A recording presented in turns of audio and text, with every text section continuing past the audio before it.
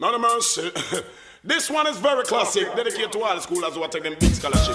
All you who don't like school, just dismiss. None of mercy. The angel doula said they must respect this. Dedicated to the whole nation. Me sing.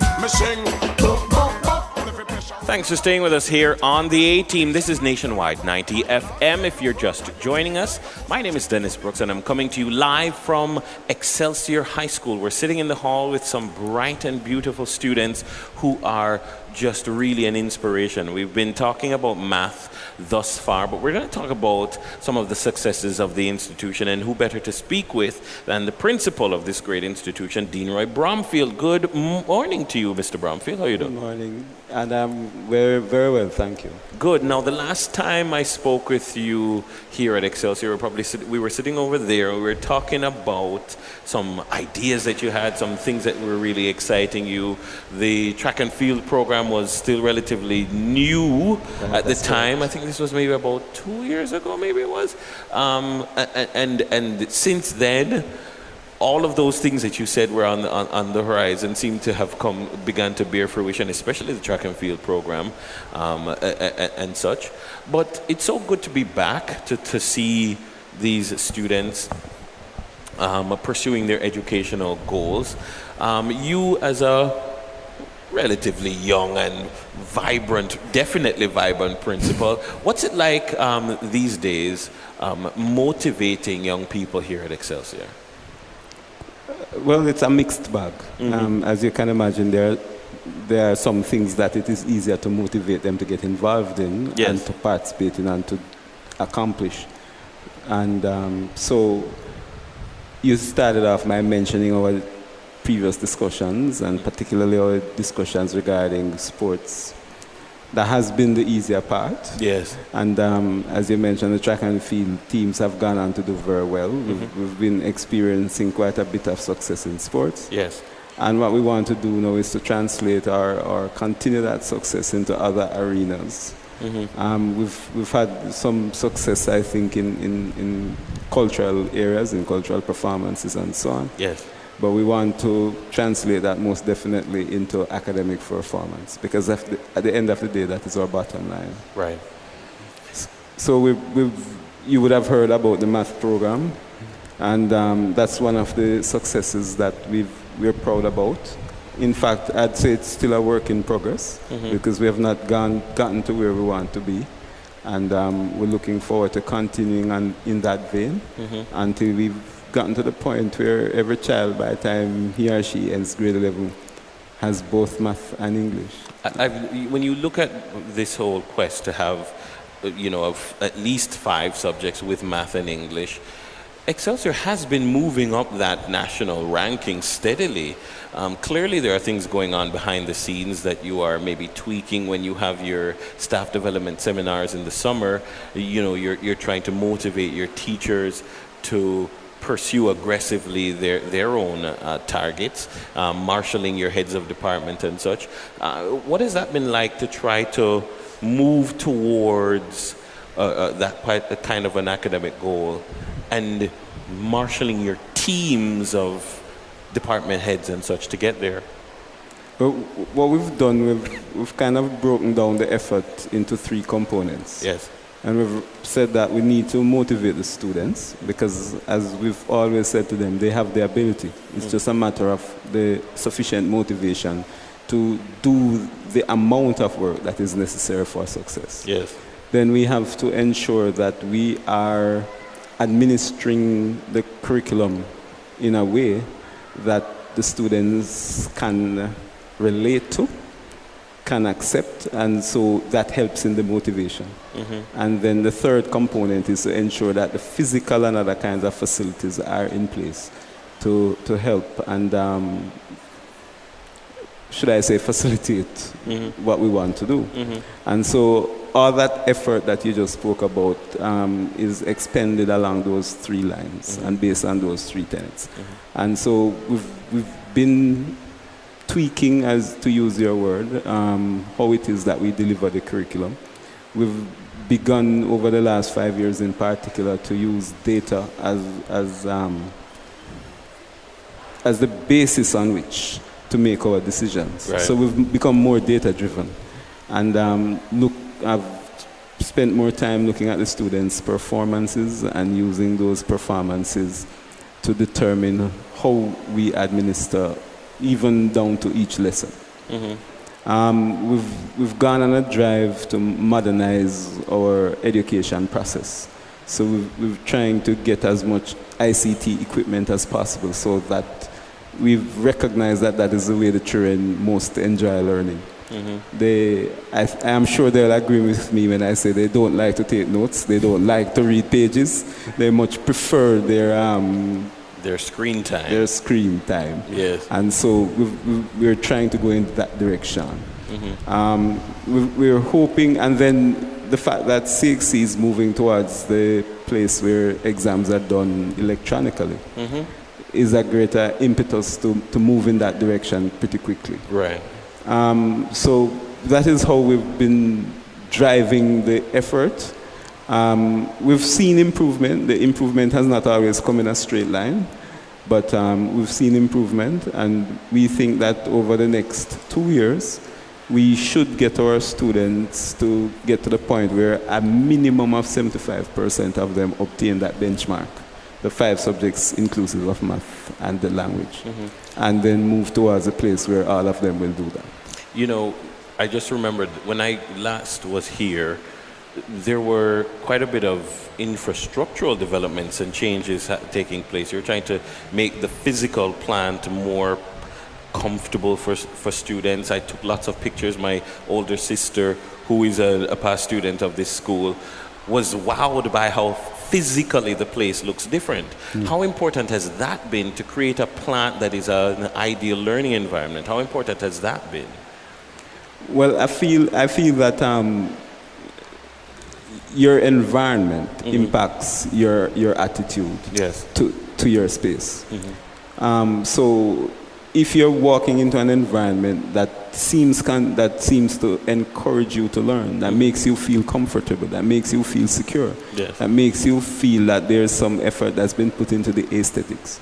I feel that as a person, whether you're a staff member or whether you're a student, it impacts on your motivation to work. And so if you have an environment that is depressing, then you're not going to want to do much. Exactly. So we've felt that we should try our best, obviously within the context of challenging financial times, to make this physical environment and whatever other structure that sports learning be the best that it can be, so that students feel proud of coming into Excelsior, feel proud to be Excelsiorians, and feel that an effort has been made to make them feel secure and comfortable, so that they can in turn do their part. And how important, for instance, has it had to have all stakeholders on board? Because you guys can't do it alone. You need the parents, you need the past students, you need the community all playing their part. Do you find that, for instance, I mean, this broadcast is in partnership with the Past Students Association in part. How crucial has that aspect been in terms of getting the various education stakeholders on board? It'd be easy to say we couldn't survive without all the stakeholders. I mean, the product that Excelsior is able to offer is offered because so many different stakeholders have come on board and have helped in whatever we're doing. And I have to take the opportunity to say how grateful we are to our alumni associations, our local chapter of past students, our parents, members of the community, even our political representatives, and I say even but not even, our political representatives who have been very supportive. We've been very fortunate to have 2 political representatives who have supported the school tremendously. Nice. And really past students who are not necessarily part of the formal organizations, but who just come by and help in so many ways. If you look just at the front of the compound, a past student was driving past and felt that the walls were pale and becoming shabby, and paid for the materials and labor for painting all of the external walls. Wow. So it's things like these that allow Excelsior to be Excelsior and allow us to, despite the financial crunch, still manage to offer a product that I think is really worthwhile. And that past student doesn't realize, but me driving past to go to the airport looks across at Excelsior and says, wow, Excelsior look good, and that resounds in my mind even subconsciously. And then that past student doesn't realize that was a gift that keeps on giving, because that makes me think that things are going on over there on the other side of those walls. Absolutely. And things are indeed going on the side of the walls. We're going to talk about some more what's going on the other side of the walls with some students. Thank you very much. I know you're busy, so I'm going to let you go. Thank you very much for having me. All right. And all the very best. Dean Roy Bromfield. We're not taking the break just yet. We're going to be talking to some of the students. Andre Gordon, Aishiba Cornwall, and Chasine McDonald. They are a part of our panel today. They're new in sixth form. One of the things that I always like to ask new sixth formers, especially at this point in the term, is how has the jump been?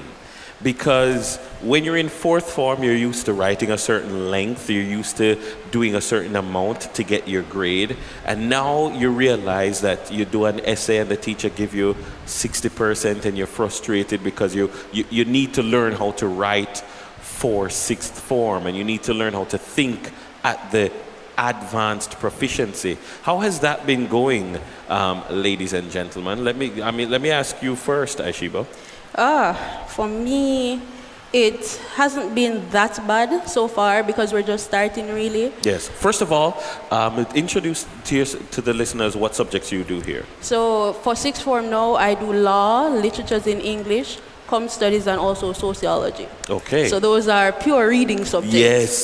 So it's not bad so far because I'm an English student, I'm a reader, so I don't think it should be a problem, but I know it will be soon. Yes. The transition so far isn't as bad. I've been tired though, which is weird. I went home yesterday, I was telling my friend Chesine that I couldn't even take up a book, I was so tired. Yes. I just went to bed. So we have a lot of free periods during the day. It's not really They're free not periods, free. it's study periods. They're not free, But yeah. I find that because we have those study periods, we're just more tired during the day. I have a literature class at 1:50 to 3:50, almost 4 o'clock in the days, and the last class I'm so tired. Yes. So thus far, it's just have been me trying to go home and study, trying to put the tiredness away, because there has to be a lot of sacrifices for you to obtain the one for Unit 1 that you need in Cape.